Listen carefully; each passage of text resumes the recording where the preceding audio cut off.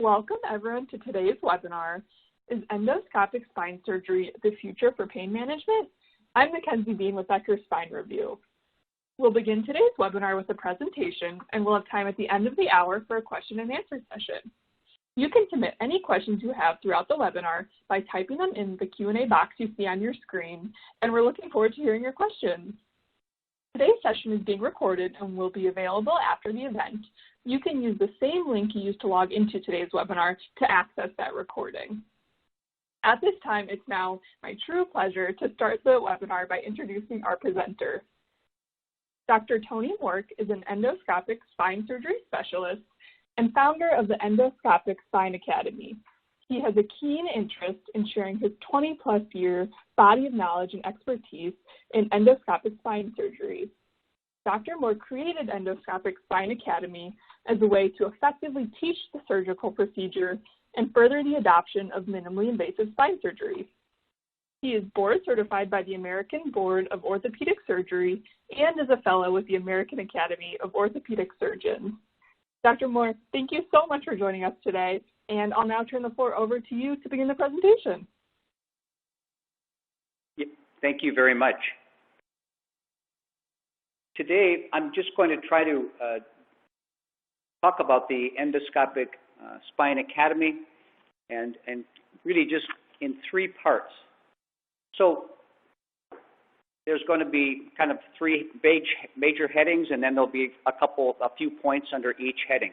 And it really won't take too long, I think about 15 or so minutes, so it should be quick so we can get to your questions. But the way I'd like to start is, when it comes to spine pain, have you ever thought that pain management treatment was not quite enough and that traditional spine surgery was just too much? This was a question I asked myself in 1998 when I made the 100% move to an endoscopic spine surgery practice, and since then I've done over 9,000 surgeries and have never performed a fusion. You, as pain management specialists, have one significant diagnostic advantage over the typical spine surgeon and one technical disadvantage. The advantage you have is that you do all your own diagnostic work, which means that you naturally discriminate between the different pain generators. As an example, the pain from a bad facet is usually in a different location than the pain from an annular tear, and you have the diagnostic capability to differentiate. An accurate diagnosis is essential to the correct treatment regimen for any given problem. The disadvantage you have is that no matter how accurately you can diagnose a problem, you don't have many of the surgical options to permanently relieve the pain. This is where endoscopic spine surgery comes in. It is the skill set that can address the huge gap of treatment options between pain management and traditional spine surgery. The one thing that makes my practice different from the typical spine surgery practice is that I do all my own diagnostic work. This is a significant advantage and allows me to identify pain generators that others may not have found. As a solo practitioner with a cash practice, you have to have an edge, and my edge is being able to diagnose the source of pain and offer an endoscopic cure. Patients that are in pain and frustrated want two things: a diagnosis and a cure. With experience, it became clear to me that certain pain generators are located inside the spinal canal and other pain generators are located outside the spinal canal. By far, the majority of pain generators are located outside the spinal canal. The good news is that most of these pain generators are easily accessed with a 7-millimeter endoscope. I published a paper in 2010 about curing facet pain endoscopically back in 2010 that I've continued to update with current day equipment and techniques. As I get closer to the end of my surgical career, I believe it's important to have this knowledge stay alive and be available to practices around the world. I think that it's important to save the spine and avoid fusions whenever possible. Endoscopic spine surgery allows you to divide and conquer pain problems in the spine and move towards curing pain rather than just managing it. When you cure spine pain, you can significantly reduce and eliminate the use of opioids in your practice. Okay, let's talk about the three main takeaways from this webinar today. There are three, and the pain management doctors can and should consider endoscopic spine surgery now for three main reasons. One, you do not have to operate in the spinal canal to cure the majority of spine pain. Two, the decision to cure pain rather than manage it will transform your practice for you and your patients. Three, endoscopic spine surgery can boost your bottom line significantly. All right, let's talk about the first one. You do not have to operate in the spinal canal to relieve back and neck pain. The vast majority of spine pain generators causing back and neck pain are outside the spinal canal and are primarily the facet joints and sometimes the discs. You are already at an advantage to treat back and neck pain because you are already doing your own diagnostic work. Back and neck pain can be very elusive, and I don't think it's sufficient to simply look at an MRI scan and intellectually decide that you know where the pain is coming from. Over the years, I've noticed the importance of doing my own diagnostic work and talking to the patients after their blocks. I began to see multiple contributors to spine pain, particularly from the facet joints and toxic annular tears of the discs. There is no group of doctors that knows more about facet pain than the pain management doctors. It's also been my impression that the typical spine surgeon doesn't have much interest in facet syndrome or treating it. Yet facet syndrome of the cervical, thoracic, and lumbar spine is a significant cause of back and neck pain that is typically treated with RFA or radiofrequency, which is always a temporary fix. What if you could offer a permanent pain relief with an endoscopic procedure instead of temporary? With instruction and proper training, there is not much difference between a 2 millimeter radiofrequency needle and a 7 millimeter endoscope. You have to be very familiar with the anatomy of the spine to be an interventional pain management doctor and place a diagnostic or therapeutic needle where it's supposed to go. Placement of a 2 millimeter RF needle is a surgical procedure performed with radiographic guidance, and frankly, there isn't much difference between placing an RF needle or a 6 millimeter obturator that acts as a guide for a 7 millimeter tubular retractor. The big difference is what you can see with the endoscope. You can observe the facet joint, the capsule, osteophytes, loose bodies, and spurs that can act as pain generators. You will see a whole new world of pain generators when you start looking inside of a facet joint with an endoscope. You do not need to be inside the spinal canal to cure this pain. All you need is proper training in the use of the endoscope to cure facet pain. Let's talk about the second part. You will transform your practice when you decide to cure pain rather than manage it with opioids. Who do you want to shape and change the evolution of your medical practice? The outside entities and agencies, or you? For example, at this point in time, your practice is being transformed by the opioid crisis. The government and big pharma are working to eliminate the use of opioids as much as possible in the treatment of pain. No matter how you look at it, a pain practice based on the use of opioids is no longer a viable option. You and your patients can bemoan this trend or move in a new direction to learn and acquire a new skill set that allows you to cure pain rather than manage it with opioids. Why not add some technology and a new skill set to redefine your practice in the 21st century? Make your focus to cure pain rather than manage it. Your patients will love the new direction of your practice, and for the first time, you can really distinguish your practice from other pain practices with this new focus. With a little education, the other group that will appreciate your efforts will be the local spine surgeons, because you'll be able to deal with a smaller pain generators that they don't have much interest in training. There isn't much difference between a 2 millimeter RF needle and a 7 millimeter endoscope, but that 5 millimeters can represent a world of difference to your patients. The whole outlook about pain will change when you actually see the problems that are causing the pain.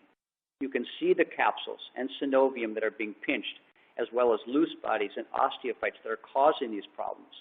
When you have endoscopic tools, you can actually fix the problem after you make the diagnosis. You and your practice can rise above just managing pain. You can cure it. This new perspective and understanding of pain will occur naturally as you use the endoscope to look at the various causes of pain and then be actually able to treat the problem. I have heard several pain management doctors describe how unhappy they were when they viewed their pain as a prescription practice. The endoscopic technology available can really give your practice a new edge and direction, a direction that can help avoid burnout and extend your working career. Let's talk about the third aspect. Endoscopic spine surgery can significantly boost your bottom line. The best part about being a pain specialist is that you already have an abundance of these patients in your practice. You don't have to create any elaborate marketing campaigns to attract these patients. If you perform one facet surgery a week, it could increase your bottom line by $50,000 a year or more. When you begin to think of how many facet problems there are, you could be pretty busy doing these facet surgeries. Of course, the course includes the CPT codes for each procedure. All these endoscopic procedures are performed in an outpatient setting. This means that if you're an owner of an ASC, you can receive even more financial benefit by introducing endoscopic spine surgery into your practice. When you control the facility costs, you can make your services even more beneficial by offering packages. In a personal injury practice, you can decide what the facility charges for a given procedure. If you've ever wanted a cash or fee-for-service practice, this might be a manageable way to start. I've had a cash practice for over a decade, and it's a good way to go in certain instances. It can work well for various groups of people, particularly self-insureds, or those who have a very high deductible, or those who belong to a medical group that doesn't offer such services, or visitors from another country. Packages can be created to include evaluation, diagnostics, and surgery, and the benefits of a cash practice are numerous, especially with the reduced personnel necessary to serve your patients. The Endoscopic Spine Academy offers online education, hands-on training, and exclusive mentoring. And we'd like to share with you one student story with you before we move on to the Q&A after the video.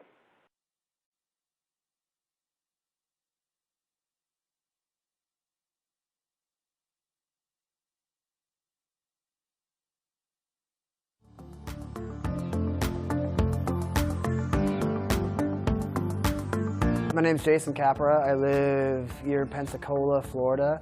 And right now I'm Chief of Endoscopic Spine Surgery at Neuromicrospine practice.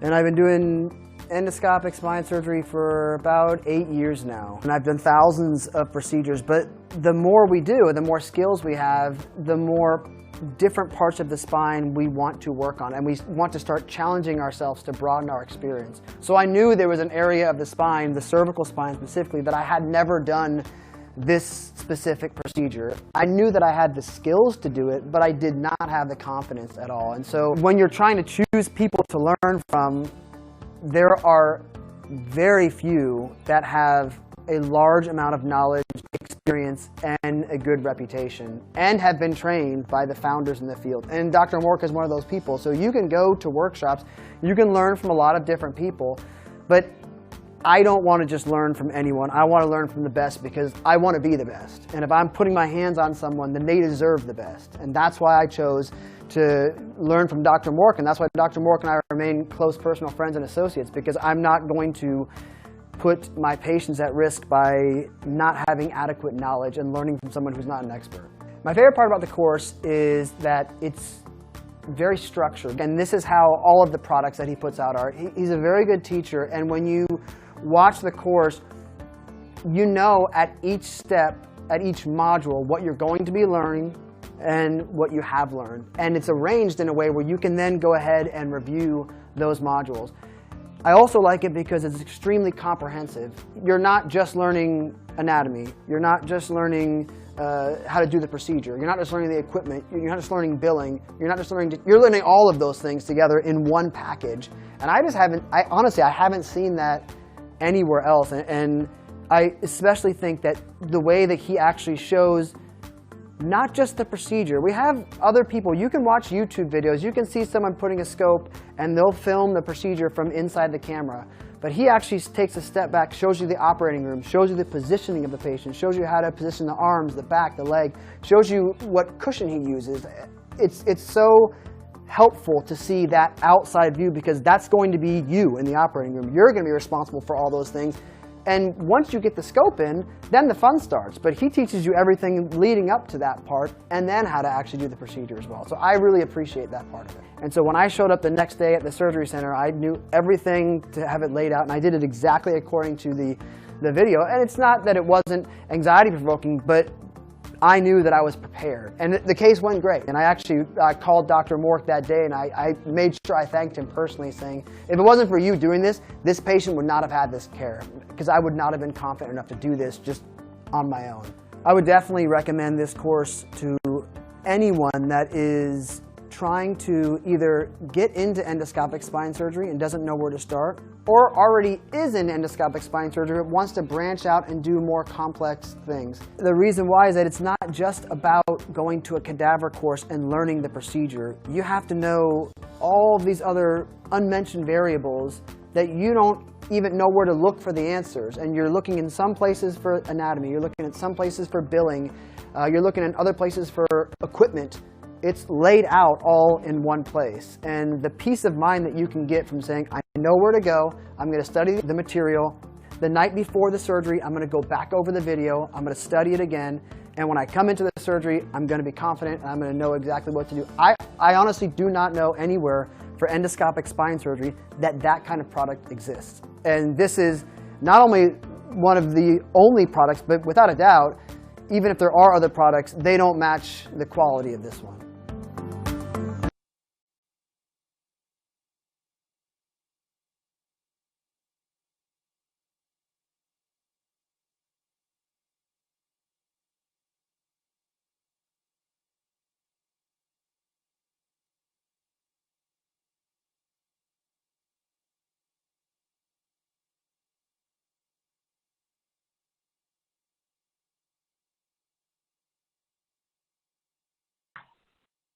Wonderful. Well, Dr. Mark, thank you so much for such a great presentation. I believe we are ready to start our Q&A section now.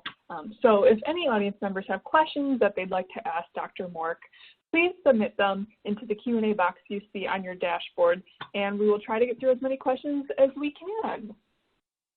So it looks like we already have some good questions rolling in, a few of which are asking where these procedures can be performed. So Dr. Mork, the first question is, can these procedures be performed in an ASC, or do they require surgical privileges at a hospital? I think that they're best performed in an ASC. Of course, they can be done in a hospital, but really no benefits there. An ASC is the place that I have done this for years. Perfect. Thanks for clarifying that. And then we have a related question where an audience member is asking, can this be done in an office or only an ASC or hospital? You know, it probably varies from state to state. It probably could be done in an office, but you've got to have all the proper anesthesia equipment and the monitoring equipment as well. So I think that at least I've looked at it kind of superficially in the past, but when they told me exactly what equipment was needed for anesthesia, I decided it was just best to do it in a real ASC. That makes a lot of sense. Thank you for clarifying that. The next question is, what type of credentialing is required to be able to perform these procedures? It probably varies from facility to facility, and I think that you just have to apply. You probably have to have some training that you could cite. Most of the time, there's nobody at the ASC who does any of these procedures and could really effectively credential you. So I think that just showing up with some teaching credentials might be just enough. But it varies from place to place. Got it. Thank you again, Dr. Mork. And are these procedures covered by insurance? All the codes that I use are standard codes. so the insurance does cover them. Wonderful. And how many patients would you say are interested in these types of procedures, or do you see it as a hard sell to patients? So we kind of, again, I have I have a non-insurance or cash kind of practice, and I would say we kind of looked at it one time. We get between 20 and 25 calls for people who would demand insurance per one person who is willing to, go for it on a cash basis. So there's not a hard sell at all to it. As a matter of fact, if I took insurance, I really wouldn't be able to even go home at nighttime. Well, it sounds like the demand is definitely there. We have another audience member who's asking, you referenced an increase of $50,000 per year with one facet procedure annually. Is that just the physician's fee, or does that include the facility fee as well? No, that's just the physician's fee, and that's on the low side. I try to give the reimbursement on the low side. So that would just be doing, one facet procedure, one a week, and that's just for the surgery charge. Has nothing to do with the facility. Perfect. Thank you for clarifying that. We have another audience member here who is asking, are there a variety of endoscopes that are available, or do you have a specific brand that you would recommend? There are, there's actually a few companies that actually have, this kind of equipment available for use. So that's all I can say is that there's more than one out there. Absolutely. And, keeping on the technology perspective, what technologies do you see coming that will really enhance this procedure, if any? So what's come? Say again? Sure. This audience member is asking, what technologies do you see coming that will enhance this procedure? I don't think that you need too much more technology to do this. You just need the endoscopic equipment, and with a couple of them, I supplement it with the use of a laser for just kind of technical purposes. But as far as any kind of robotic, if someone is asking really about robotics, completely unnecessary with this type of procedure. There's plenty. You can do it easily with the kind of the recommended equipment and training. Wonderful. Thanks for clarifying that. And what would you say is the most difficult part of adding these types of surgeries to a pain management practice? So I think it's just the physicians have kind of a point of view. They need the training. The ASC needs a little education as well about what to expect from the financial benefits. So sometimes I've heard doctors say that, I presented it to the ASC and I'm getting some pushback. But that's simply because the ASC doesn't really know about what codes they will be using for the purposes of billing. And actually, upcoming in January, I believe, of the upcoming year, I will be doing a webinar for the ASCs so that they can understand the financial benefits of adopting this kind of technology for pain management practices. Perfect. Thank you again for touching on that. We have another question here from an audience member, and I'm going to apologize in advance if I mispronounce anything, but the question is, I have a lot of patients with foraminal stenosis with radiolopathy.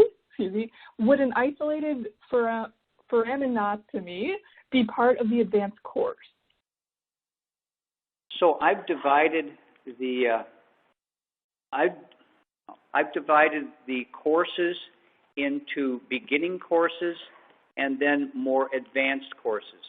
So a foraminotomy, so I've got a total right now online of 5 courses. I'm almost finished with the course. You're asking about the foraminotomy course, but I consider that to be a second level type of course, and will be soon available. But it requires a little bit more practice and a little bit more experience to do that surgery safely. So I called the course Transforaminal 2. Transforaminal 1 is part of the basic courses. Transforaminal 2 is a second set of courses. Perfect. I think that's helpful for our audience to know. A related question is an audience member here asking, how does this differ from endoscopic rhizotomy? So it depends on which joint you're talking about. So an endoscopic rhizotomy might be okay for the lumbar spine, but I've integrated a little bit of extra kind of removal of some of the tissues and maybe a little bit of some of the bone for the lumbar. As far as the cervical and the thoracic, it's very common to find some bony little problems, such as an osteophyte or some overgrowth of the kind of the edges of the bone. And so you have to be dealing a little bit with some bone removal rather than just removing the nerve, so to speak. You want to actually address the real problem that's causing it. And at least from the paper that I published back in 2010, it seems to be, that had the minimum follow-up of 3 years, so we consider it to be a permanent fix rather than just a rhizotomy where you're going to divide the nerves and they just kind of come on back. Wonderful. Thank you for outlining those differences. Another interesting question here from an audience member who is asking, would there be a value to including intraoperative neuromonitoring during the endoscopic procedures? So I actually have never used neuromonitoring except at the request. Sometimes I've been operating on maybe orthopedic doctors and their families. And so if there's an orthopedic spine surgeon and I'm operating, I did one here maybe a year or so ago on his dad's neck, and he insisted on neuromonitoring, which I have never used and I don't recommend. It's just, it doesn't add much because the only time you get an abnormal signal is after the fact. It's maybe one thing if you're doing a deformity case and you're applying pressure slowly and you can see something happening gradually. But in this, if you unfortunately ever hit a nerve, the damage has already been done. So what's the point of a neuromonitoring? The other thing is that in that particular case where I was doing the neck surgery, we got some very abnormal readings, which were very distracting during the case because the spine surgeon thought that the nerve was being injured. But there was, I'm looking at the spinal cord and nerves. Again, I'm in the spinal canal, which is not what I'm recommending for this discussion. But I found neuromonitoring to not only be not helpful, but it was actually a distraction for endoscopic spine surgery. I'm not talking about the use for other types of, say, deformity type of surgery or something like that. Absolutely, that makes sense.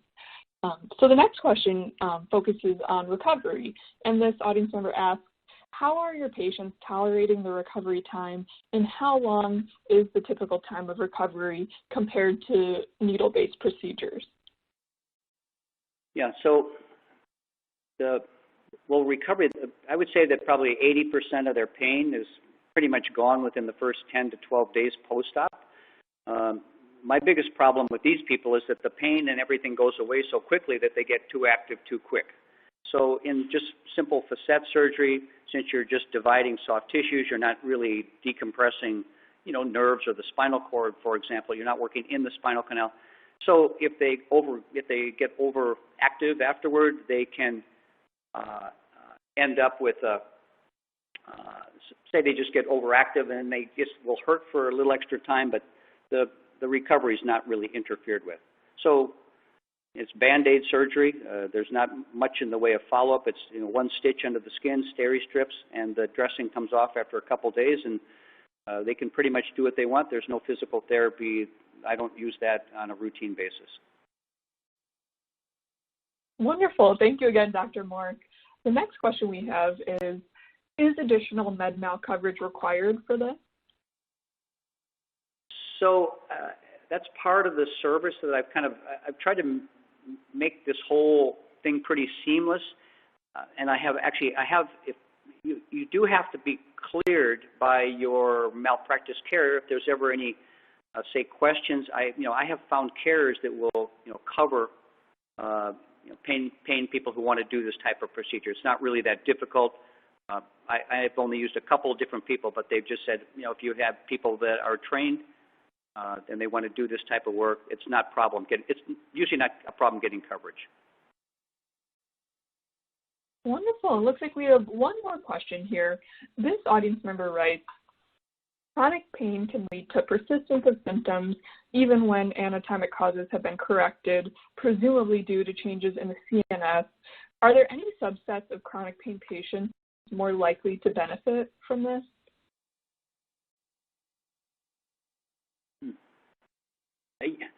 Well, I think that probably the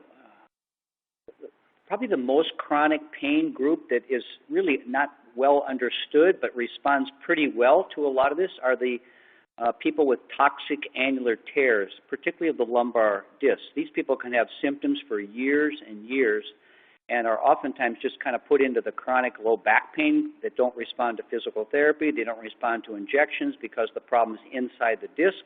Yet when you go in, investigate the problem, and then endoscopically treat these like lumbar discs, it's remarkable how much change you can get in a relatively short period of time. Great. We've actually had 2 more questions come in. The first is a follow-up question about insurance coverage. This person writes, even if the codes are covered, will they cover them under anesthesiology or pain management instead of a primary surgical specialty? Well, I don't know because I've always submitted the codes under a surgical specialty, but I don't know why you want to submit it under anything but a surgical specialty. Perfect. Well, let's move on to the next question then, which is, how long are your typical procedures in terms of duration? It depends on how many of these, it depends really on a couple things. One, how much experience do you have?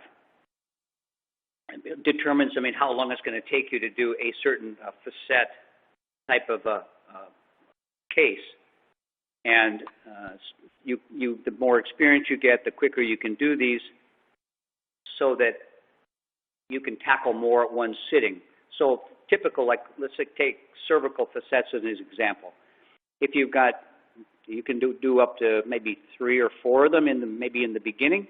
It's going to take probably in the beginning, maybe 30 or 40 minutes per level. So that's about maybe between 2 and 4 is what you want to tackle, just to avoid fatigue. And but as you get more experience, you can tackle 6. And so I would say when you're more experienced, you can do a single facet in maybe 15 or 20 minutes. So it has to do with, what the level that you think you can handle personally and the amount of time. And these people are, kind of face down, and oftentimes they get some pressure on their face. So really, you don't want the operative time to be going much more than about 2 hours. Perfect. So it kind of depends. So it depends on your own experience. You have to keep the patient's well-being in mind, as well as your own fatigue. Absolutely. And what procedure would you recommend starting with for someone first learning endoscopic techniques? So I put the courses in order of difficulty. So the first one I suggested is the lumbar facet debridement. It's straightforward. There's only one way to get in any trouble, but it would be hard to do. And it's easy. It's very forgiving. It's very successful, and the patients are usually very happy after getting the procedure. So I would start the lumbar facet. Number 2, I would do the cervicals. I know it seems a little bit maybe dangerous to some people, but putting an RF needle in is not that much different position-wise than an endoscope. And then the third would be the thoracic. Just from a technical point of view, it's just a little bit more difficult. And then the last I would do, even though it's a little maybe easier, the transfemoral discectomy is I put that on as last because you're inside the disc and you're passing through the foraminal canal. I think that that's kind of the order I put them in for people. Perfect. Thank you for outlining that. The next question is, what procedure are you actually doing for annular tears, and do you complete a discogram before proceeding? Yes. So I do provocative discography followed by a CT scan to diagnose conclusively that they have an annular tear and to identify which one is the one causing pain. Then I do an endoscopic washout. So it turns out, at least in my experience, is that the fragments. It's the nucleus, because I stain these with an acidophilic dye. So you're looking at dead tissue, and probably the nucleus is degenerating, and the fragments, which are pretty small, not enough to cause a disc herniation, are actually migrating peripherally through the annulus, and they get interposed in the annular fibers, and also they can be causing a chemical reaction. So washing out the fragments turns out to give, probably 80% of the people at least a 50% relief of their pain, which I think is pretty good since it's such a benign kind of treatment. Absolutely. And it looks like we have another question here relating to endoscopic spine instrumentation, which I think you might have touched on a little bit, but I want to make sure we are covering all our bases. So this person is asking, is there specific endoscopic instrumentation that you prefer to use and that in your experience are better to use compared to others, or any insights you're able to share on that realm? So I've actually used all the different companies, and they're all fairly similar, and so they all some may have a little bit, maybe one thing that people like or don't like. So it's just almost like driving a car. It's just an individual thing. Overall, the equipment is fairly similar. Definitely. So it sounds like up to personal preference a bit. Correct. Perfect. Well, the next question here is from an audience member who is asking, I know you are a progressive spine surgeon, but many seem to push back aggressively about even procedures outside the canal. Do you have any advice on how to proceed with local medical politics issues? I think that, again, each is a little bit different. So sometimes it's just a matter of approaching the ASC. They are much easier to deal with than hospitals, for sure. And I think that if you provide the ASC with enough evidence and kind of the idea of how you're kind of progressing forward and how they can generate some additional business, it's just that sometimes doctors just show up with a request to buy equipment, but the ASC doesn't have any real reason to buy it, or they can't really imagine why they should or what the volume of patients are. So I think a little bit of education of the kind of the governing bodies of this can be helpful. And as I said, I'll be doing a webinar, I think, in January of next year that is really designed for the ASCs on why they should be why they should be supportive of this type of surgical procedure. Fantastic. Well, we have touched on so many great questions, so thank you to our audience for that. And Dr. Moore, thank you so much for all of your great insights and answers. Before we end the presentation, I just wanted to turn the floor back over to you one more time to see if there are any final thoughts or takeaways you'd like to share. Well, I just really encourage people to give this technology, really some thought. And the more I've used it, and I've used it for now over 20 years, the more I use it, the more I kind of learn about pain and different things that I can do to eliminate it. It's just been kind of one of the most refreshing things I've introduced in the practice of pain control for myself, just because it's very interesting and the patients just love it. They're getting a relief of their pain on an outpatient procedure with a 3/8 inch incision. It's just, I just remain enthusiastic about it as I have been, and just more so every year. Wonderful. Well, Dr. Moore, thank you again so much for such a great presentation. And thank you to Endoscopic Spine Academy for sponsoring today's webinar. I hope everyone enjoys the rest of their day, and we look forward to having you join us for future webinars. Thank you very much.